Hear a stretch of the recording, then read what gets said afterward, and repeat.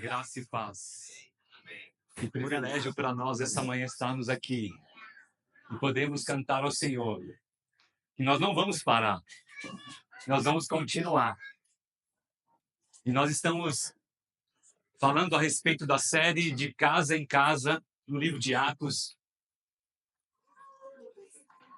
E hoje nós vamos meditar sobre mais uma passagem muito importante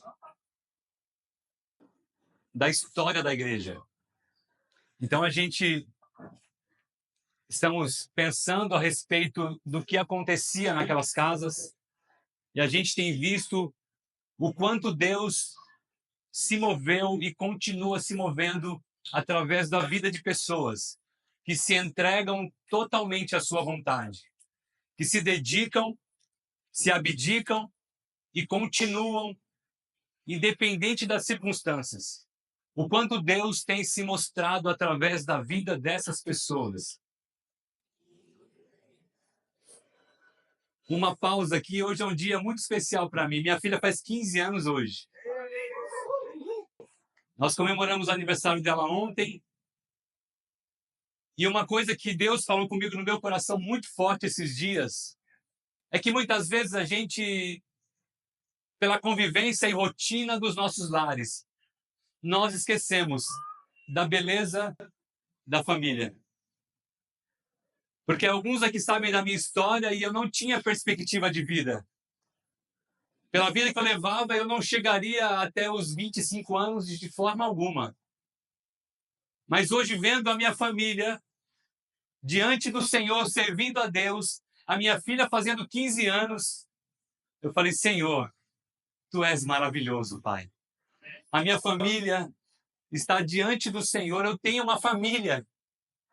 Então, meu irmão e minha irmã, olhe para a sua família com esse olhar, que é um presente de Deus para você. E nós devemos lutar e continuar a lutar por eles, porque essa é a vontade de Deus para nós. Deus quer construir uma grande família. Não é à toa que nós nos chamamos irmãos. Então Deus ele quer continuar esse legado através de nós. E Ele pede o nosso coração. Nós temos entendido no culto da noite, algumas palavras que eu tenho ministrado por lá, que na verdade a casa que era aberta antes da casa física era o coração dessas pessoas. Então não adianta nada nós abrirmos a casa se não abrirmos o coração. Tudo começa quando eu e você abrimos o nosso coração para que Deus possa entrar e fazer a vontade dele através das nossas vidas. A palavra diz sobre tudo que nós devemos guardar, que possamos guardar no nosso coração. É dele que vai surgir, emergir as fontes da vida. Então o coração é o primeiro passo para que uma casa seja abençoada de casa em casa e que Deus se mova a partir daí. E tem uma casa muito especial, muito estratégica de Deus, que é a casa de Lídia. A casa de Lídia, irmãos, no capítulo 16 de Atos, é muito estratégica, porque Deus instrui o apóstolo Paulo de uma forma sobrenatural, porque ele tinha uma outra intenção de missão. Aqui a gente está na segunda viagem missionária de Paulo, e ele tinha uma intenção de ir para a Ásia. Só que, não sei se vocês lembram, no começo do capítulo 16, ele chega no porto, no cais, e tenta comprar passagem, nada dá certo. Não tem passagem. E aí ele fica naquele lugar e ele dorme lá e um sonho. Um jovem macedônio fala, passa na Macedônia. E ele muda a trajetória e vai para a Europa. Vai para Filipos. E olha que interessante, a partir daí, toda a Europa e o Ocidente é cristianizado a partir dessa decisão de Deus. Não me perguntem, irmãos, por que ele não foi para a Ásia. Porque eu não sei a soberania de Deus, mas o fato é que hoje a Ásia e o Oriente, muitos países estão mergulhados na escuridão de algumas religiões bem complicadas. Mas o Senhor dirigiu Paulo para a Europa. E a partir desta direção de Deus, a história do cristianismo nos alcançou. Essa casa é extremamente importante para o progresso do evangelho na história. Deus, ele se move. E olha que interessante, do ponto de vista de Deus, é Deus quem abre o coração e liberta o cativo e abre as portas da prisão, liberta todos os cativos da alma, ou seja, a abertura de uma igreja é uma batalha espiritual. Mas também Deus, do ponto de vista humano, uma igreja nasce a partir da oração e da pregação e o compromisso sacrificial de alguém para a obra do Senhor. Deus está fazendo algo, irmãos, mas Ele não faz sozinho, Ele nos chama para que a gente possa viver com Ele e ser com Ele aquele que vai construindo a história.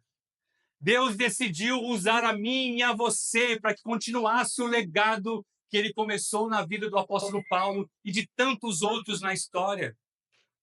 A igreja é esse lugar onde Deus age, mas também nós, em conjunto com Ele, agimos. E a igreja de Filipos tem exatamente o recorte primordial do que é o evangelho. Porque ela alcança pessoas de todas as raças. No capítulo 16, fala da conversão de Lídia, que era uma asiática. Fala da conversão do soldado romano da prisão, que Paulo e Silas estava, que era um romano. E fala também da serva que era escrava, que era grega, que fazia adivinhações lá. Então o evangelho alcançou essas três etnias, mas também alcançou as três classes sociais. Alcança a Lídia, que era uma mulher rica, porque ela comerciava púrpura, e púrpura era um tecido caro na época. Para vocês terem uma ideia, para fazer o pigmento era extremamente caro de púrpura. Somente os imperadores e o pessoal da alta sociedade usava tecido púrpura. E o evangelho chega até Lídia. E a partir de Lídia, começa um movimento em Filipos, aonde também alcança a escrava, que era alguém subjugada pelos homens que ganhavam dinheiro com ela, com a adivinhação que ela tinha. Alcança alguém que nem tinha nome, não tinha status social, era um produto na mão de alguém. Escravo não tinha identidade na época. E Deus alcança essa pessoa. E alcança também o soldado romano, que era alguém da classe média da sociedade. E ele era um civil. Então, olha como o evangelho alcança todos de uma forma abrangente. Tudo isso a partir de um coração de alguém que abre e se dedica à obra do Senhor. O apóstolo Paulo é o grande instrumento, é a grande casa itinerante que sai pregando a palavra e as pessoas saem se convertendo. E eu queria que a gente pudesse, nessa manhã, falar um pouco a respeito dessas conversões e tirarmos algumas lições a respeito, principalmente, do desenrolar da história em Filipos. O que aconteceu? Porque é isso que deve ser para nós o lugar que a gente deve olhar. Porque se a gente entende que de casa em casa eu preciso abrir o meu coração, eu preciso entender que não há barreiras para o evangelho. Eu preciso entender que Deus está me dirigindo para algo específico que Ele quer que eu faça. Nós precisamos deixar agir, deixar que Deus nos use. Deus conduza a história a partir de nós. Porque as coisas estão acontecendo, irmãos, e muitas vezes nós estamos à margem daquilo que Deus está fazendo. E nós não percebemos que nós não estamos sintonizados com aquilo que Deus está fazendo no nosso meio. Então a gente precisa prestar atenção, porque Atos é um grande alerta para nós. E uma grande promessa a respeito daquilo que Deus quer fazer através de nós. Que a nossa vida deve ser uma vida aberta para aquilo que Deus quer realizar através das nossas vidas. Sem distinção, sem separação, Deus quer nos usar. Então, Deus ele ele salva nessa cidade algumas pessoas. E tem algumas lições que eu queria só trabalhar com vocês essa manhã. Não há limites para a graça de Deus. Ela alcança pessoas de toda raça, classe social e cultura religiosas diferentes. Se existe alguma barreira no Evangelho, somos nós que colocamos. Porque a promessa do Senhor é abençoar todas as famílias da terra. Não há limites para isso. Outra lição: no sofrimento é totalmente possível aproveitar as oportunidades para testemunhar de Cristo. Olha o que Charles Spurgeon diz: qualquer tolo é capaz de cantar durante o dia. É fácil cantar quando conseguimos ver a partitura à luz do sol. Mas o cantor habilidoso consegue cantar quando não há sequer um raio de luz para iluminar as notas. Os cânticos noturnos nos vêm somente de Deus, não se encontram ao alcance dos homens. No capítulo 16, narra a trajetória do apóstolo Paulo e Silas chegando em Filipe, e o primeiro momento dá tudo certo. Eles vão a um lugar de oração, pregam a palavra, Lídia se converte. Maravilhoso! As coisas estão acontecendo. Uma mulher rica, a casa grande, tinha muita influência na cidade. Coisa linda! E eles saem para pregar o evangelho na cidade, encontram uma mulher possessa que adivinhava sonhos, sei lá, ela adivinhava as coisas. E Paulo e Silas pregam para essa mulher se converte e pede o poder, ação demoníaca sobre ela. O que estava maravilhoso, acontecendo tudo bem, vira. Os senhores daquela escrava que ganhavam dinheiro com as adivinhações dela, chamam as autoridades: olha aqui, tá vendo? Estragou o meu produto. O meu produto foi estragado porque eu comprei um produto que adivinhava o sonho dos outros. Agora não adivinha mais. O que acontece? Eles são presos e levados para a prisão. Mas antes, o carcereiro dá uma surra neles. Uma surra de verdade, de vara.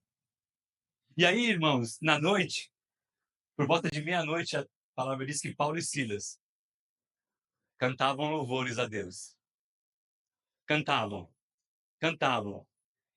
E de repente aconteceu um terremoto e as cadeias da prisão se quebraram, se romperam. E eles foram libertos. Só que eles não fugiram. O soldado tenta se matar e Paulo fala: não precisa, opa, a gente está aqui.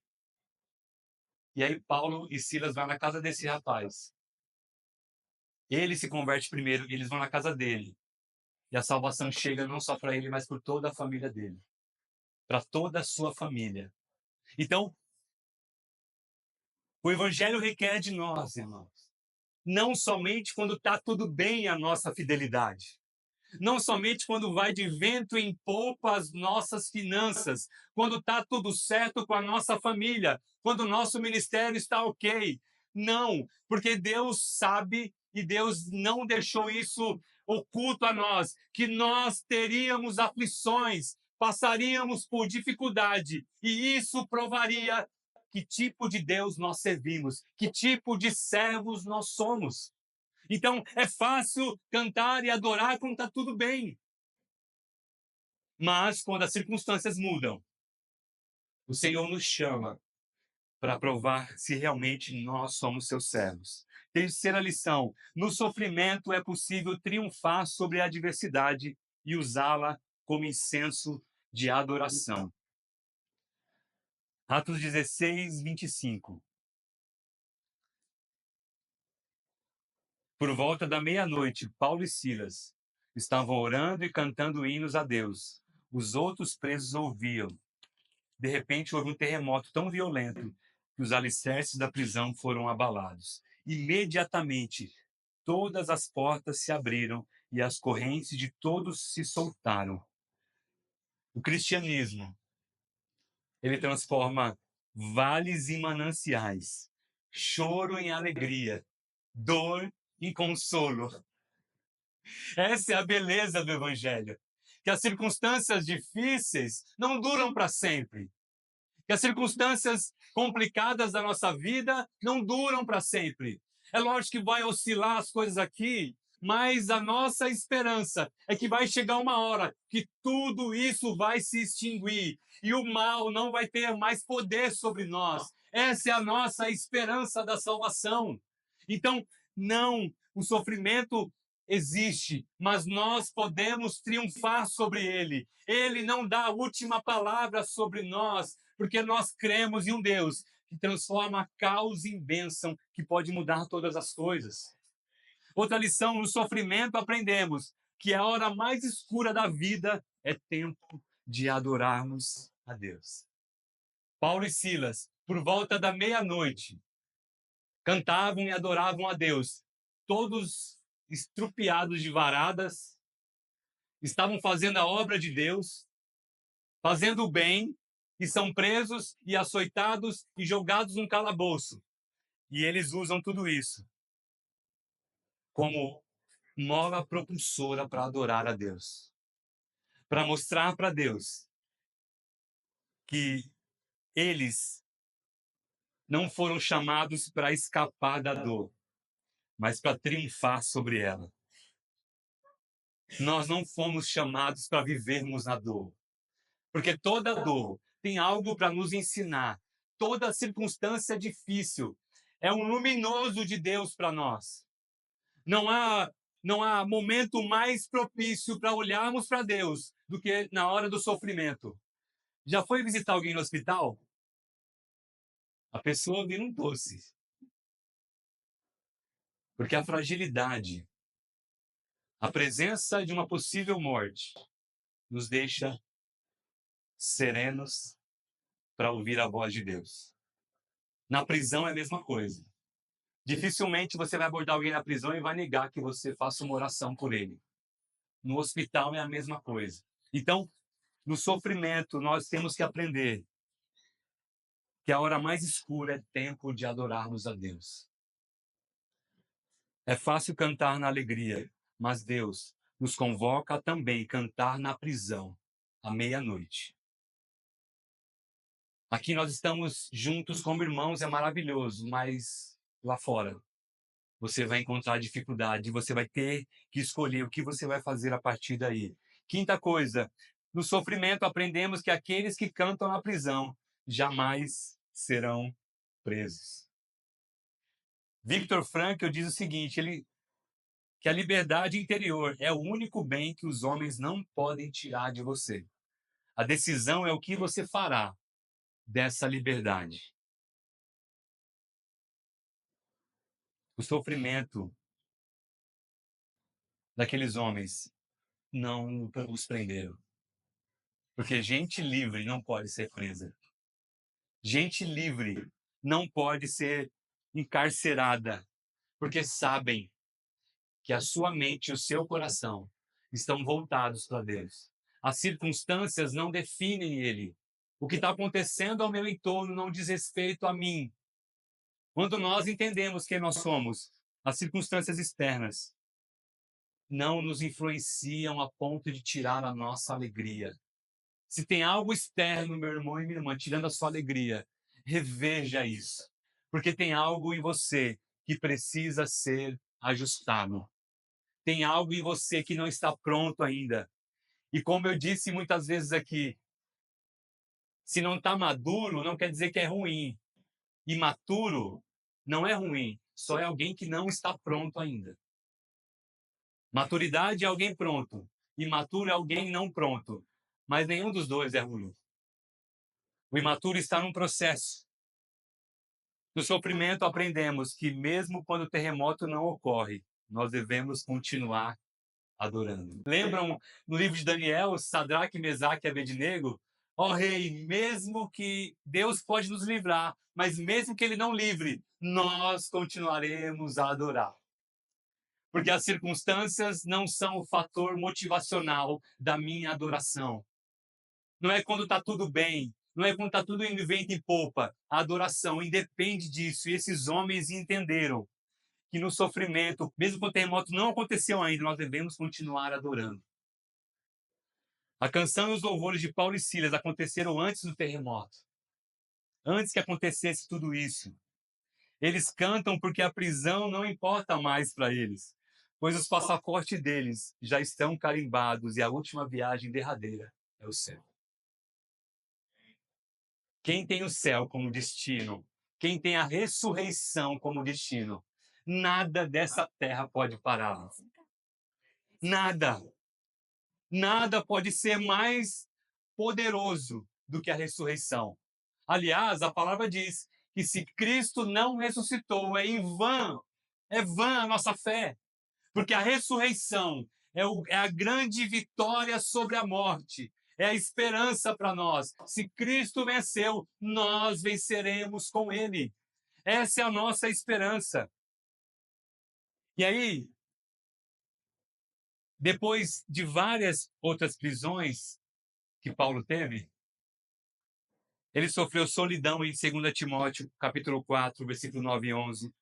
Abandono, em 2 Timóteo, também capítulo 4. Privação, traição, ingratidão. E olha o que Paulo diz em 2 Timóteo 4, 17 e 18. Mas o Senhor permaneceu ao meu lado e me deu forças, porque por mim a mensagem, para que por mim a mensagem fosse plenamente proclamada e todos os gentios a ouvissem. E eu fui liberto da boca do leão. O Senhor me livrará de toda obra maligna e me levará salvo para o seu reino celestial. A ele seja a glória para todo sempre. Amém. O apóstolo Paulo passou por muitas prisões.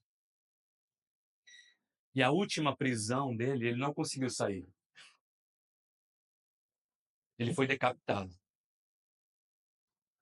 Mas da boca dele ele fala: o Senhor me livrou da boca do leão. Isso mostra, irmãos, que esse homem encontrou este lugar diante de Deus, aonde as circunstâncias não afetavam mais a vida dele. Alguém que estava em total conexão com Deus, total conexão com o Espírito Santo, a ponto de enfrentar a morte e dizer para ela: eu não tenho medo de você. Prisões não me detêm mais. Eu não tenho medo de homem algum, porque eu entendi o que é adoração. E eu te pergunto nessa manhã, meu irmão e minha irmã, o que te impede de adorar? O que está te impedindo de adorar? São as circunstâncias? São as prisões?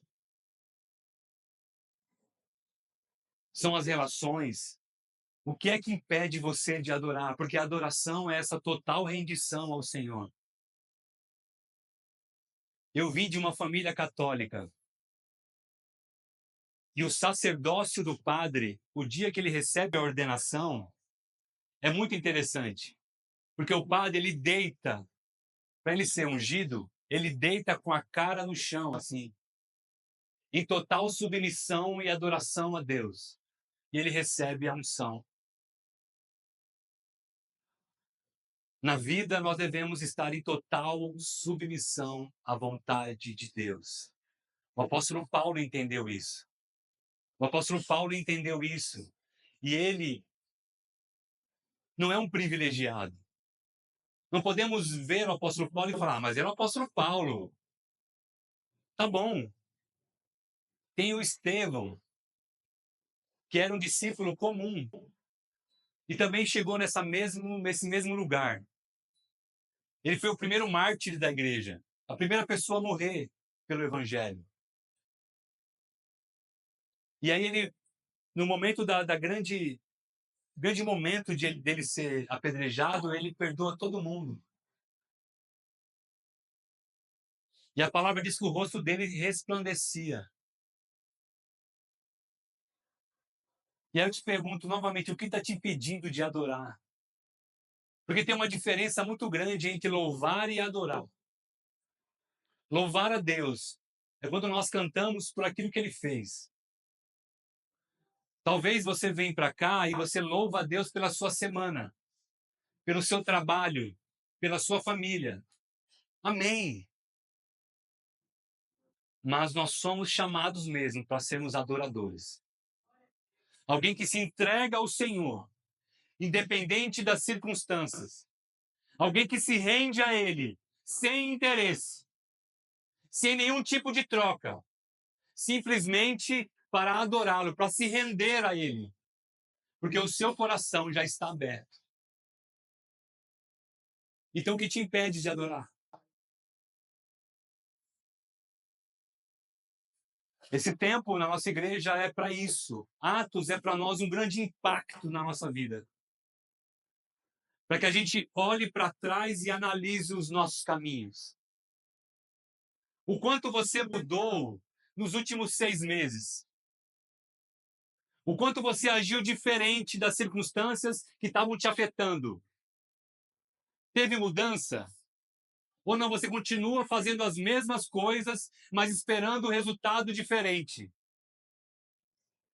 Não vai acontecer, irmão, desculpa. Porque Deus quer que a gente sofra uma transformação de dentro para fora. Que a gente abra o nosso coração e deite diante dele e fale: Senhor, cumpra em mim a sua vontade. Eu abro mão dos meus direitos e eu passo a agir na esfera do compromisso. Tem muita gente grata ao Senhor, irmãos. A gratidão não é ser agradecido. Obrigado, Senhor. Isso é louvar a Deus. A gratidão é quando nós demonstrando o nível do nosso compromisso com a causa que nós acreditamos. Sabe qual vai ser a minha maior gratidão na vida da Giovana, da minha filha e do meu filho Rafael? Que eles sejam pessoas de bem. Que eles sejam um homem e uma mulher de Deus. A gratidão para mim é que eles fluam e sejam bênção onde quer que eles estejam.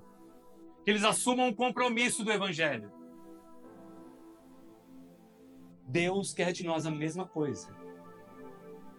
Não é ficar, obrigado, Senhor, o Senhor abriu uma porta de emprego. E aí some da igreja. Obrigado, Senhor, o Senhor me deu um carro. Some, não faz mais nada para Deus. Só aí bate na porta lá, meu filho ficou doente. Cura meu filho. Amém, Deus é misericordioso e Ele faz isso. Só que o que Ele quer mesmo é o nosso compromisso. O que Ele quer mesmo é a sua mão, os seus pés, a sua mente e o seu coração entregues a Ele para fazer a vontade dEle. Eu quero orar com vocês. E você pode vir aqui, a gente vai orar por você. Se tem algo te impedindo de adorar, e se fizer sentido para você vir aqui, venha. Venha que a gente vai orar por você. E não espere ninguém não, meu irmão. Se você sentiu, vem. Não espera as pessoas ficarem vindo, porque nós às vezes usamos o efeito manada, a gente prepara uma musiquinha aqui para você vir. Não faça isso. Venha. Se você sentiu no seu coração, venha. Não seja influenciado por ninguém. Venha e receba a sua oração. Se você ficar aí também e fizer sentido para você, amém. Você vai ser abençoado. Mas tome uma decisão. Tome uma decisão diante das circunstâncias, de adorar a Deus, de adorar, de render a sua vida a Ele, de saber que Ele é o autor e o dono da sua história, de fazer com Ele uma aliança de compromisso, de abrir mão dos seus direitos, para que você flua a partir da gratidão verdadeira, que é compromisso com Ele, compromisso com a sua obra, compromisso com a sua vontade, de na dispersão lá fora, você ser uma bênção para a sua família, para os seus filhos, para todos aqueles que te conhecem. Porque essa é a intenção de estarmos aqui, de sermos aperfeiçoados pelo Senhor. E você pode ser aperfeiçoado de duas formas. Você pode ser aperfeiçoado vindo aqui na frente e orando. Glória a Deus, Deus vai te aperfeiçoar. Mas também existe um aperfeiçoamento que é maravilhoso. Eu sou fruto desse aperfeiçoamento. Você decidir servir no corpo de Cristo. Meu irmão, você vai ser tratado. Minha irmã, você quer ser tratado de verdade? Você quer ser tratado nas suas questões? Vem servir. Vem se relacionar aqui com essas pessoas. Porque Deus vai te capacitar e vai te instruir para que você seja uma bênção. Amém? Fique de pé, por gentileza, vamos orar? Aleluia, Jesus.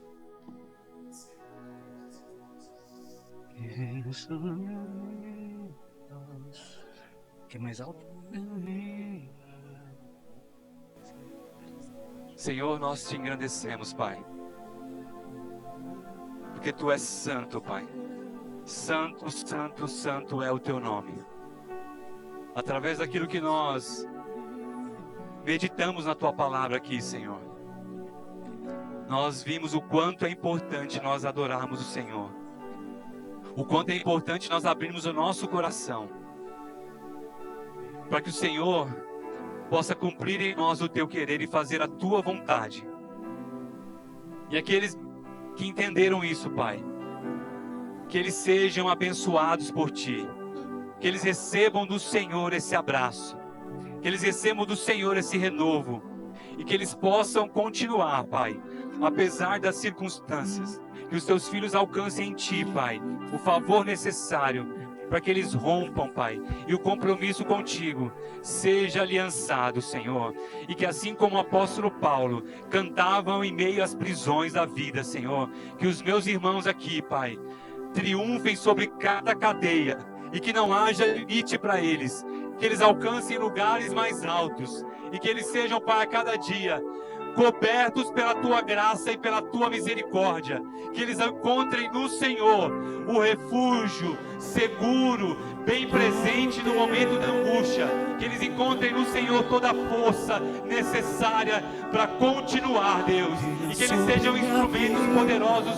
nas Tuas mãos. É assim que eu oro, Pai, grato a Ti, em nome de Jesus. Toma o Teu lugar, reina sobre minha vida, reina sobre minha vida. Toma o Teu lugar,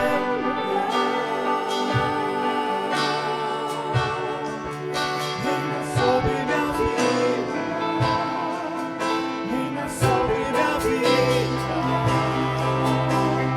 Toma o Teu lugar,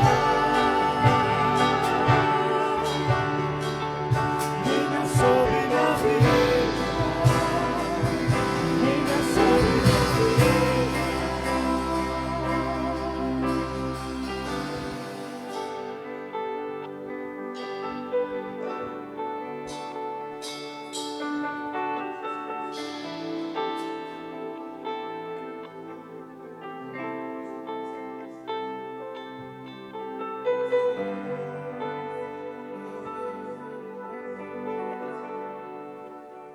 Aleluia, Senhor. Louvado seja o Teu nome.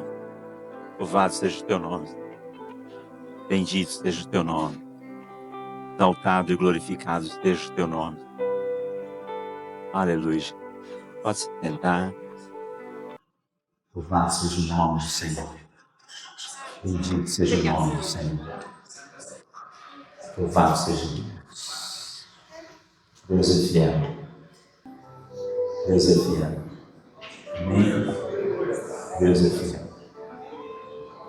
Adorar o Senhor não pode ser uma coisa banal, como aprendemos hoje, né? Essa mensagem que o Senhor traz para nós hoje, através do pastor Wesley, dá para a gente pensar bem sobre aquelas pessoas que são os fãs de Jesus. Faz uma tatuagem, escreve Jesus salva. E vive uma vida descomprometida, descompromissada. Isso, quando a gente compara com a igreja de Atos, quando a gente vai para a igreja primitiva, aí a gente precisa sedimentar aquele comportamento dentro de nós. Porque pela primeira vez ali no começo, nas primeiras casas, nas primeiras cidades onde o Evangelho está chegando, nós, seguidores de Jesus, ganhamos um nome de cristãos. Pela primeira vez. Cristãos por quê? Porque eles criaram uma igrejinha e colocaram a placa lá, não. Porque eles se parecem com Jesus. Por que vocês estão chamando eles de cristãos? Porque eles têm o mesmo comportamento de Jesus. Parece com Jesus. Se chamam cristãos. Nós vamos adorar o Senhor, continuar adorando agora. E quando a gente fala de adorar e ofertar, a história mais impactante sobre ofertar no livro de Atos é a história de Ananias e Safira. Porque ali fica bem claro, Deus não está interessado em valor, mas o coração do ofertante. Deus está interessado neste comportamento de, a gente ouve já a palavra mais moderna, minimalismo, né? Os cristãos primitivos, eles tinham uma vida simples, básica. E pela primeira vez você vai ver um desenvolvimento de um comportamento, um estilo de vida, de fé, de confiança, que Deus vai abençoar, que Deus vai sustentar. E quando se tratava de oferta, aquela igreja, a igreja primitiva nos ensina. Eles sabiam cuidar dos seus discípulos. Então, você vai adorar o Senhor agora. Adore assim com desapego, sabendo o seguinte, nós somos um. Se você for lá para o Atos 11, eles vendiam suas propriedades, dividiam, repartiam, eles queriam agradar e servir a Deus e adorar verdadeiramente. Então, oferte com desapego. Sabe, eu não entendo, irmãos, que a gente pode tratar Deus igual a gente trata às vezes o menino do farol, que ele vai lá, limpa seu para-brisa e dá um trocadinho para ele. Tem gente que lida com essa coisa da oferta de uma forma assim muito desleixada, esta é a palavra certa, muito desleixada. Então você se prepara para ir num lugar, sair com os amigos, para ir no shopping, você se prepara, você arruma o seu dinheiro, você bota no bolso, você faz um cálculo mais ou menos quanto você vai gastar, você vem para o culto, você se prepara, como que eu vou adorar o meu Deus, com o que eu vou adorar o Senhor também no altar do Senhor. Então adore o Senhor com desapego, com liberalidade, com alegria. Curva a sua cabeça, nós vamos orar. Pai maravilhoso, nesta manhã nós queremos te adorar, Pai, como aprendemos hoje na palavra. Nós queremos te adorar, Pai, ó Deus, com o melhor que o Senhor tem dado a nós. Que a intenção do nosso coração, Pai, seja vista pelo Senhor agora e alegre o teu espírito. Abençoa, Pai, todos aqueles que vão ofertar. Pai, eu peço já a tua bênção, que nós consigamos concluir, Pai, todos os projetos que nós temos para concluir, Senhor amado, como obras sociais e tudo aquilo que nós precisamos aqui no templo, Pai, para cultuar melhor. Abençoa, Pai, a vida de cada um que vai ofertar. Abençoa a vida de cada um que vai se dispor, Pai, a tirar daquilo que é seu, para abençoar a tua obra. Em nome de Jesus, nós abençoamos o teu povo.